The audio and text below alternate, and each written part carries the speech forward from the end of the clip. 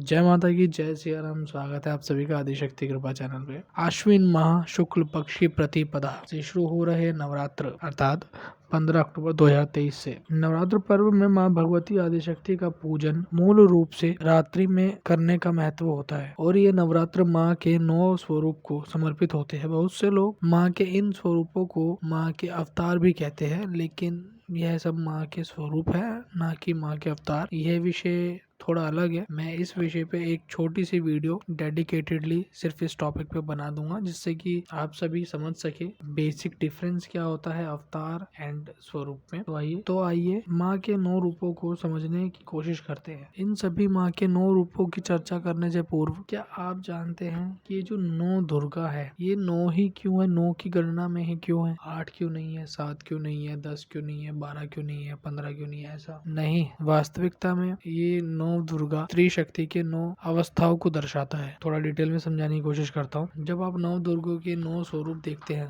उसमें प्रथम स्वरूप है माँ शैलपुत्री का। जब माँ ने पर्वतराज हिमावंत की पुत्री के रूप में जन्म लिया, माँ के इसी स्वरूप को पार्वती भी कहते हैं। एक हाथ में त्रिशूल, दूसरे में कमल, जो शक्ति और सौम्यता को दर्शाता है। ये शैलपुत्री स्वरूप माँ का स्त्री शक्ति का प्रथम स्वरूप है, प्रथम चरण है, प्रथम अवस्था है। इसे हम एक नवजात शिशु, एक नवजात कन्या के रूप में समझ सकते हैं, क्योंकि जब एक नवजात कन्या होती है जिसका जन्म हुआ होता है, वह अपने माता पिता के नाम से जानी जाती है।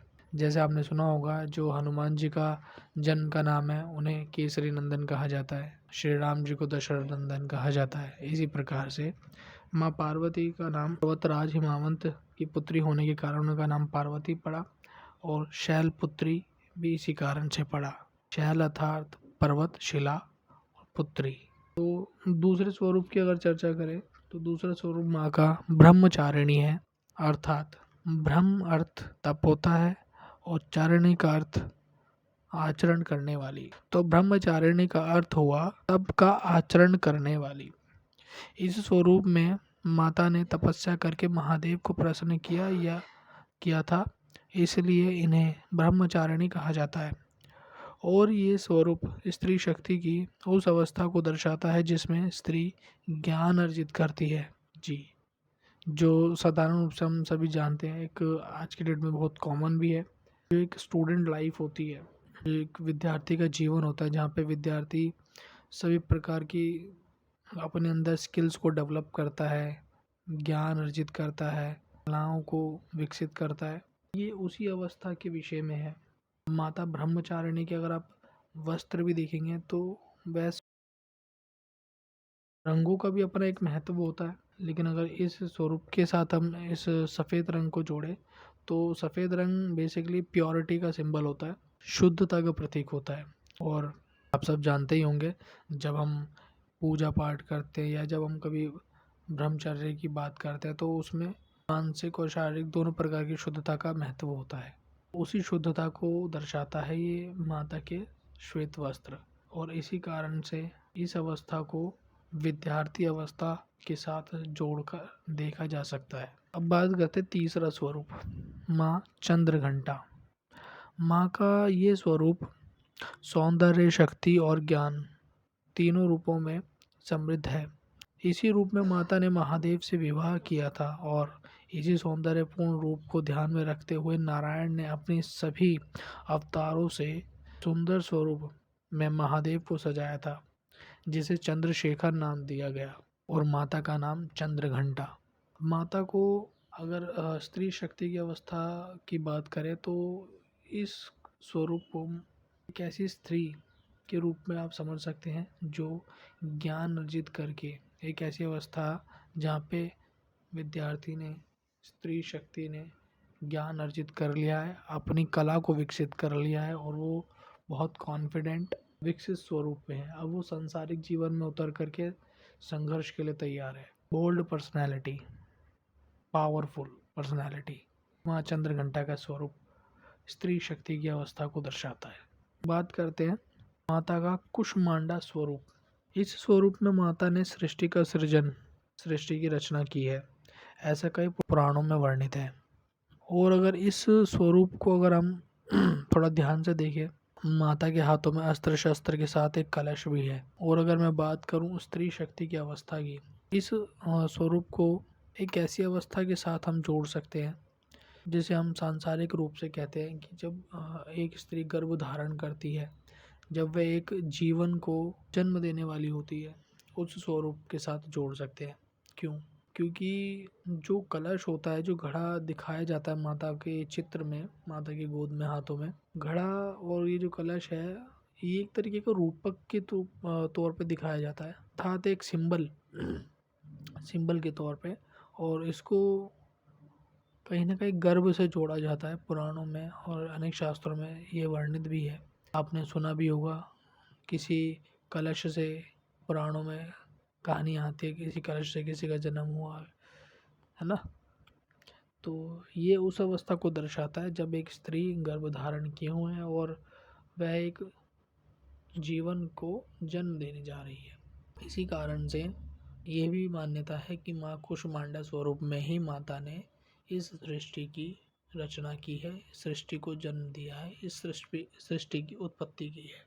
अब बात करते हैं स्कंद माता। स्कंद अर्थात भगवान कार्तिकेय, और ये वह स्वरूप है जब एक स्त्री अपने शिशु को जन्म देती है। अब माता के स्कंद माता स्वरूप को अगर आप चित्र में देखेंगे भी तो माता के हाथों में कोई अस्त्र नहीं है, कोई शस्त्र नहीं है, केवल उनके हाथ में कार्तिकेय पुत्र है और दोनों हाथों में पुष्प है, और वो बड़े ही प्यार से उनको अपने गोद में बिठा करके दुलार कर रही है, ऐसा चित्रित किया जाता है। इसका यही कारण है, जब एक स्त्री अपने शिशु को जन्म देती है, अपने संतान को जन्म देती है, तो उसको आस पास परिवार हो या समाज हो, किसी से कोई लेना देना नहीं होता। वो पूर्ण रूप से अपने संतान के ऊपर ध्यान लगा के रखती है कि उसे किसी प्रकार कष्ट ना हो, उसका पालन पोषण अच्छे से हो। और ये माता का, स्कंद माता का ये जो स्वरूप है, ये स्त्री शक्ति की इसी अवस्था को दर्शाता है। इसके बाद आता है माता का कात्यायनी स्वरूप। माता के इस स्वरूप को महिषासुर मर्दिनी भी कहते हैं। इसी स्वरूप में माता ने महिषासुर नाम के असुर का वध भी किया था। ये जो माता का स्वरूप है, ये एक ऐसा स्वरूप है जिसे हम आमतौर पर समझ सकते हैं कि जब एक स्त्री अपने संतान को जन्म देती है, माँ स्वरूप में आती है, तो हम साधारण रूप से आपने कभी सुना भी होगा अपने बड़े बुजुर्ग के मुंह से, जब स्त्री माँ बन जाती है तो अधिक शक्तिशाली हो जाती है, उसमें ताकत, उसमें बल अधिक आ जाता है, मानसिक शारीरिक हर प्रकार से। तो ये वही स्वरूप दर्शाती है जो अपनी शारीरिक और मानसिक बल की चरम सीमा तक पहुंच जाती है माँ स्वरूप में आने के बाद, और अपने संतान के रक्षण के लिए तत्पर रहती है। इसके बाद आता है माँ कालरात्रि स्वरूप। काल जो शब्द है वो समय और मृत्यु दोनों से जोड़ के देखा जाता है। माता के इस स्वरूप को कुछ लोग माता काली भी कहते हैं, किंतु ऐसा नहीं है। जी हाँ, मानने को काफ़ी बड़ी बात भी है, लेकिन अगर हम थोड़ा सा समझा जाए चीज़ों को, वैसे तो शक्ति एक ही है, स्वरूप अलग है, शक्ति एक ही है, किंतु माता के ये दोनों ही स्वरूप अलग है। कालरात्रि स्वरूप और माता का काली स्वरूप दोनों ही अलग है, भिन्न है। माँ के ये दोनों ही अलग अलग स्वरूप है। इस पे कभी और हम किसी दूसरी वीडियो में अच्छे से जानकारी देने की कोशिश करेंगे। तो अभी फ़िलहाल माता के कालरात्रि स्वरूप पे आते हैं। काल अर्थात समय और मृत्यु, रात्रि, रात के समय को रात्रि कहते हैं।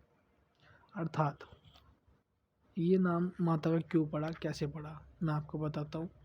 जब एक समय एक राक्षस थे, शुंभ निशुंभ, तो जब उनका समय पूरा हो गया था एक तरीके से, तो माता ने इसी स्वरूप में जा कर के उनको चेतावनी दी थी, और माता के स्वरूप को देखे इस प्रकार भयभीत हो गए थे कि उन्होंने माता के स्वरूप को रात से जोड़ करके काल रात्रि नाम दिया, क्योंकि माता के स्वरूप में उन्हें अपना काल दिखाई दे रहा था, अपनी मृत्यु दिखाई दे रही थी, और वह अर्धरात्रि का कुछ समय वर्णित है कथा में। तो इसी कारण से माता के स्वरूप को कालरात्रि स्वरूप का संज्ञा दी गई। और माता का ये स्वरूप स्त्री शक्ति की उस अवस्था को दर्शाता है जहाँ पे अपने संतान के रक्षण के लिए एक स्त्री किसी से भी लड़ जाती है, चाहे फिर वो सामने कोई भी हो। काफ़ी शक्तिशाली स्वरूप माँ का इसमें दिखाई पड़ता है। इसके बाद माता महागौरी। जिस प्रकार शिव जी को सदाशिव स्वरूप में कर्पूर के समान गौर वर्ण का बताया जाता है, उसी प्रकार माता का महागौरी स्वरूप भी है। और यह माता का महागौरी स्वरूप स्त्री के उस स्वरूप को दर्शाता है कि भाई स्त्री अपने संतान के रक्षण के लिए जितने भी क्रोधित हो जाए, उग्र स्वरूप में आ जाए, कितने भी क्रोधित हो करके अपने संतान के रक्षण करे, है ना, उग्र स्वरूप दिखाए, पावरफुल अपनी एक वो दिखाए इमेज, लेकिन साथ ही वह एक ऐसे स्वरूप में भी है जो पूरे परिवार को संभालती है, अपने बच्चों को प्रेम करती है, दुलार करती है, परिवार का ध्यान रखती है, हर ज़रूरतों को पूरा करती है। माता का एक ये मैनेजमेंट स्किल वाला स्वरूप भी है जो बहुत शांत, सौम्य, बहुत प्यारा स्वरूप माना जाता है। यही इसी के साथ जो माता का सिद्धिदात्री स्वरूप है, माँ के इस स्वरूप को सभी प्रकार की शक्ति सिद्धि की दाता कहा जाता है। यहाँ तक कि माता पार्वती और महादेव के अर्धनारीश्वर स्वरूप भी इन्हीं की देन है। और अगर बात करो स्त्री शक्ति की अवस्था की, तो माता के सिद्धिदात्री स्वरूप को एक ऐसी अवस्था से जोड़ के आप देख सकते हैं जहाँ पे जब किसी बच्चे को किसी चीज़ की आवश्यकता होती है, चाहे वो खाना पीना, घूमना हो, या फिर नॉर्मल जैसे बच्चे बाहर घूमने, खेलने कूदने के लिए, कुछ खाने के लिए माता से बोलते हैं, अपनी माँ से बोलते हैं, है ना। मतलब एक वो स्वरूप है माँ का जहाँ पे बच्चे को, संतान को किसी भी चीज़ की आवश्यकता होती है, वो सिर्फ माँ माँ पुकारता है और माँ उस बच्चे की हर ज़रूरत को पूरा भी करती है। और आपने सुना भी होगा, कभी घर में अगर छोटे बच्चों की तबीयत खराब हो जाती है तो घरेलू कुछ उपाय होते हैं। उन घरेलू उपायों को कभी कहते हैं कि दादी का नुस्खा है या फिर नानी का नुस्खा है ना, मम्मी ने बताया था, ये मम्मी ने ऐसे ऐसे करा था। तो मतलब ये एक ऐसी अवस्था है जहाँ पे हर समस्याओं का समाधान केवल माँ के पास होता है। ये उसी अवस्था को दर्शाता है। तो मेरी समझ से माँ के ये 9 स्वरूप कुछ और नहीं, स्त्री शक्ति की ही ये 9 अवस्थाएं हैं।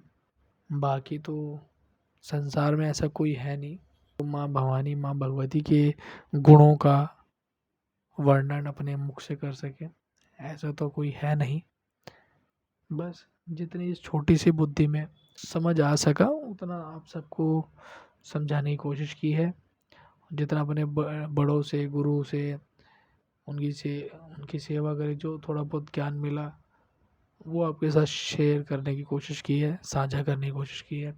अगर जानकारी अच्छी लगी हो, थोड़ी इंटरेस्टिंग लगी हो, तो आप वीडियो को लाइक कर सकते हैं और शेयर कर सकते हैं ताकि ये जानकारी ज़्यादा से ज़्यादा लोगों तक पहुंच सके। इसी तरीके की और जानकारी के लिए आप चैनल को सब्सक्राइब भी कर सकते हैं। और यदि आपका किसी प्रकार का कोई प्रश्न है या आप अपना सुझाव देना चाहते हैं तो आप प्लीज़ कमेंट करके बता सकते हैं। धन्यवाद।